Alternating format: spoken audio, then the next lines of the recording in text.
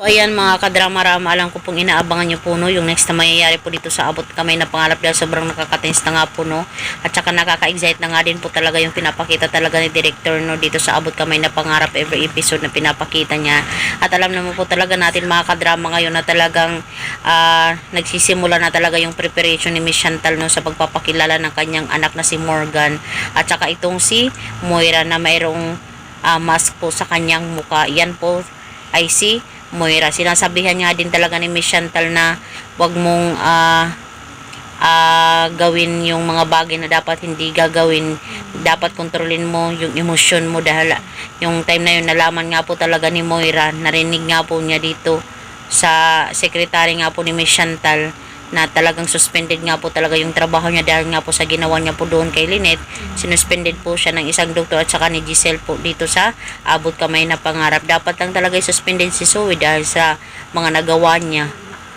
Hindi lang naman dapat yun ang pwedeng gawin sa kanya, pero yun na lang ang binigay sa kanya bilang hatol sa kanya na mag-learn po siya sa kanyang mga nagawang pagkakamali. At alam naman po talaga natin na mga kadrama na ikagugulat talaga ng lahat yung pagdating talaga ni Morgan at saka yung last na ipapakilala talaga ni Miss Chantal ay itong si Moira na nagbabalik dahil alam naman po talaga natin na yung mga tanyag ay alam nila po na patay na talaga itong si Moira, diba? Talagang bubulagayin po talaga sila ni Miss Chantal at saka ni Moira.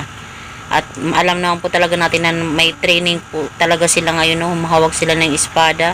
Talagang iba din yung kanilang mga mga kaikikan. Talagang maghahasik na naman sila ng lagim dito sa mga tanyag, which is hindi naman talaga deserve ng mga tanyag na ganunin sila. Iba talaga yung mga isip hindi maganda yung mga pag-iisip. So, kahit sa totoong buhay may mga gadyang klaseng tao, kahit wala ka namang ginagawang masama, gagawin kang masama, 'di ba? Mga toxic daw na people. So mga kadrama, alam ko pong inaabangan nyo po no, yung next na mangyari dito sa Abot Kamay na Pangarap. At alam ko yung iba nababagot na din talaga sa mga nangyayari dito dahil talagang pasikot-sikot na lang daw, wala na daw katapusan yung drama ng Abot Kamay na Pangarap, kundi talagang pumapasok yung iba-ibang role dito talaga sa Abot Kamay na Pangarap. May mga karakter na pumapasok, mga bago, tapos iba-iba yung role nila. Kaya minsan nakakatawa din kahit mahaba yung story, pero okay lang. 'Di ba? Alam naman po talaga natin na may katapusan din talaga yung Abot Kamay na Pangarap. 'Di ba? Matatapos din talaga yun mga kadrama. Kaya maging patience lang po tayo. At saka maging excited nga po tayo ngayon sa next na mangyayari dito sa Abot Kamay na Pangarap.